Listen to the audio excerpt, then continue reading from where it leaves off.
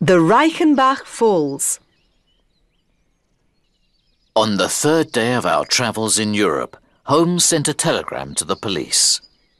Later that evening, he received a reply. I knew it, he cried. Have they caught Moriarty? I asked. He shook his head. He has escaped.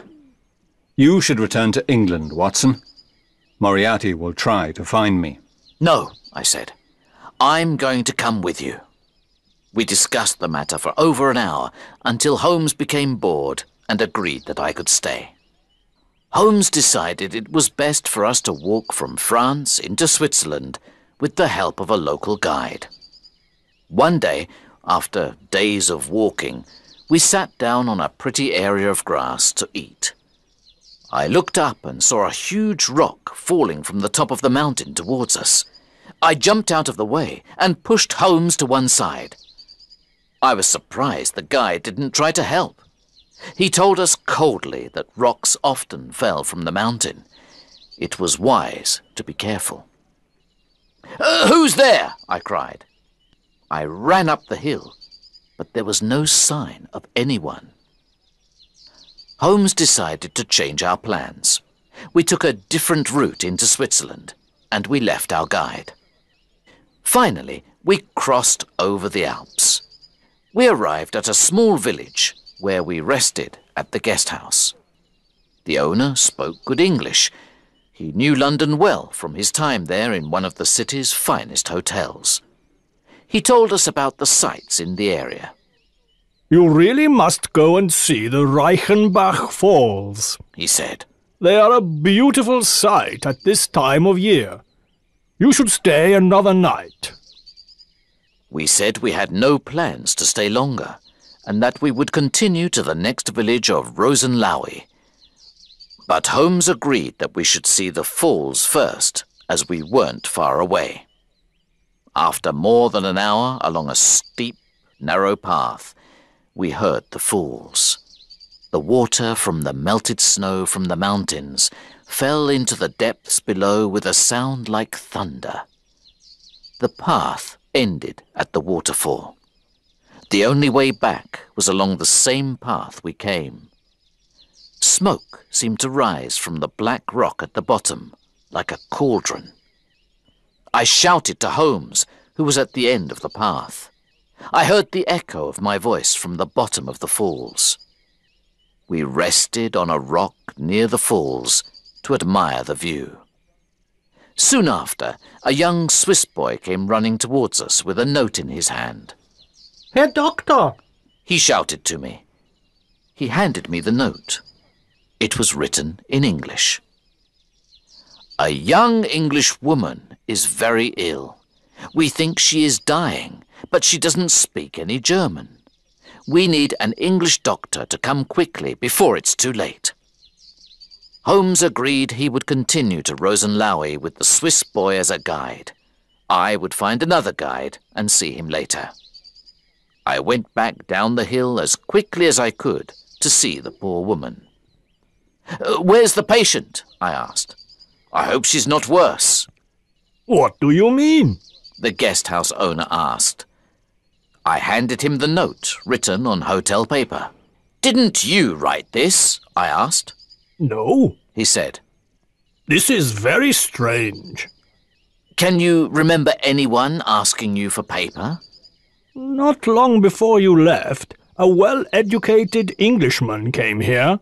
I didn't wait to hear any more because I knew the rest. When I was coming down the path to the hotel, I remembered seeing a man on the other side of the hill walking up towards the falls. He was tall and thin, and I ran back up the path, but it took longer to go up than to come down. When I arrived, Holmes wasn't there. My worst fear was true. There wasn't a sick English lady. It was all a lie, so that I would leave Holmes. I tried to think what Holmes would do. It didn't take long to find out what happened. The sight of Holmes's walking stick against a rock nearby told me that his journey went no further than the end of the path by the waterfall. There were no footprints returning back towards the path. I could see the torn roots of plants, and finally the mark of a long fingernail in the ground at the edge of the falls. I looked over into the black water beneath and shouted as loudly as I could, "Holmes! Sherlock Holmes! Sherlock Holmes!"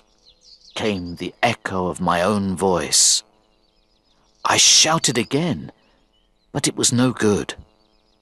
In that cauldron was one of the world's most dangerous criminals, and in my stomach I knew my friend and one of the world's greatest detectives was with him until the end.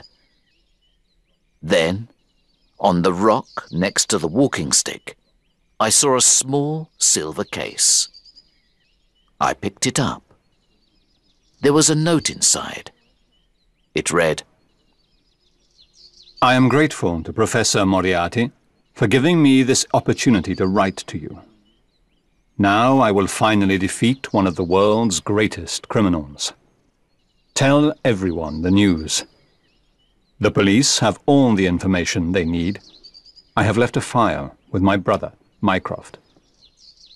I am sorry, Watson, because I know this will be particularly difficult for you, my dear friend. But my disappearance from this world is the price I must pay. Yours truly, Sherlock Holmes. Then I understood the guide was paid by Moriarty, and Holmes was left alone for the final battle with Moriarty, which ended, so the local police say, with both men falling to their deaths in the falls.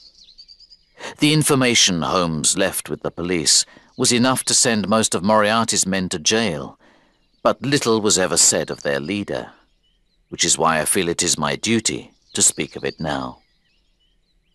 I cannot replace the emptiness that has been left in my life, but maybe Holmes was right. His disappearance was the price only a brilliant detective could pay. Sherlock Holmes was, and always will be, the best and wisest man that I have ever known.